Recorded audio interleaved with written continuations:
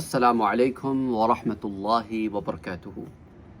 نئے سال کے سٹارٹ سے ہی کچھ لوگوں کا یہ وتیرہ بن جاتا ہے کہ وہ صحابہ کرام کے بارے میں تلنا شروع کر دیتے ہیں، اور بعض جو ہے وہ ذاکرین کی جو مجلسیں ہوتی ہیں قریب 10 محرم الحرام کے قریب، اس کے اندر تو وہ جو کلوز ڈور مجالس ہوتی ہیں، بعض میں شیخین کی طرف، بعض میں کوئی اور معاملات کی طرف، حضرت معاویہ رضی اللہ تعالی عنہ کی شان میں گستاخیاں، اس طرح کی اور بہت ساری گستاخیاں جو ہیں وہ دیکھنے میں آتی ہیں، اور کچھ نام نہاد سنی بھی تفضیلی جو ہیں وہ بھی اس قسم کی حرکتیں کرتے نظر آتے ہیں۔ انہیں خبر ہی کوئی نہیں ہوتی کہ کب لائن کراس کر جاتے ہیں۔ اسی لیے اس وقت خاص اس چیز کا اہتمام کر رہا ہوں تاکہ صحابہ کرام کے بارے میں کانسیپٹس لوگوں کے کلیئر ہو جائیں، اور کوئی بھی بات فضول فالتو قسم کی آپ کے ذہن میں آئے، آپ تک پہنچے، تو بجائے اس کے کہ مجھے بھیجیں سر اس کا جواب دیں اس کا جواب دیں، یہ اپنے کانسیپٹس کلیئر کر لیں، آپ خود جواب دینے کے قابل ہو جائیں گے۔ آپ کو ایک روایت میں آلریڈی دے چکا ہوں کہ گستاخ صحابہ کو حضور صلی اللہ علیہ وآلہ وسلم کا جواب جو پچھلے درس میں دیا تھا۔ اگلی روایت جو آج آپ سے شیئر کرنا چاہتا ہوں، یہ حضرت نصیر بن زعلوق اسے روایت کرتے ہیں کہ حضرت عبداللہ ابن عمر رضی اللہ تعالی عنہ کا یہ قول ہے۔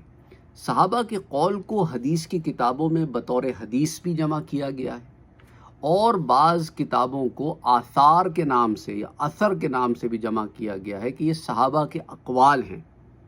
اور حضور اکرم صلی اللہ علیہ وآلہ وسلم کا فرمان مبارک جو میں نے پچھلی روایت میں آپ سے ذکر کیا تھا کہ میرے پیارے نبی صلی اللہ علیہ وآلہ وسلم نے کیا فرمایا کہ اگر میری سنت میں مسئلے کا حل نہ ہو تو میرے صحابہ کے اقوال کے مطابق ان کو تلاش کرو، کہ میرے صحابہ کی مثل کیا ہے؟ آپ نے فرمایا جیسے آسمان پر ستارے، اور ان میں سے جس کا دامن پکڑ لوگے ہدایت پا جاؤ گے۔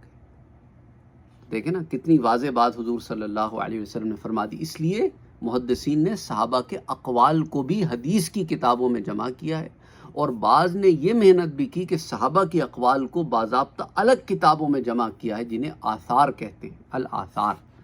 بہرحال آئیے اب دیکھتے ہیں کہ حضرت عبداللہ ابن عمر رضی اللہ تعالیٰ عنہ جو حضرت عمر رضی اللہ تعالیٰ عنہ کے بیٹے ہیں، اس لیے میں یہ چھوٹی چھوٹی باتیں بتاتا ہوں۔ بعض لوگ اس سے بڑے غصے میں آ جاتے ہیں کہ آپ یہ اتنی چھوٹی چھوٹی باتیں کیوں بتاتے ہیں ہمیں، کیونکہ ہر ایک علم میں ایک لیول پر نہیں ہوتا۔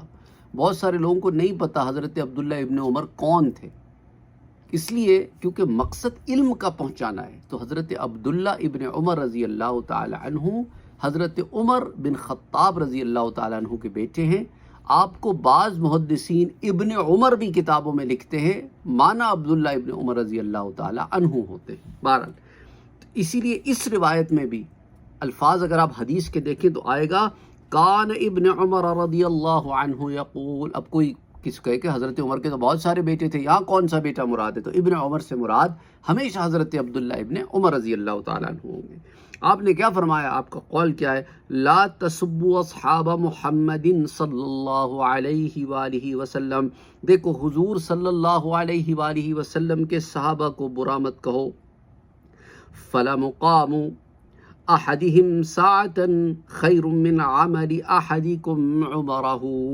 انہوں نے فرمایا کہ دیکھو کیونکہ حضور صلی اللہ علیہ وآلہ وسلم کی صحبت میں گزارا ہوا ایک لمحہ ان کا، کس کا؟ صحابہ کا۔ انہوں نے حضور کی صحبت کو پایا ہے، حضور کی صحبت میں گزارا ہوا ایک ایک لمحہ تمہارے زندگی بھر کے اعمال سے بہتر ہے۔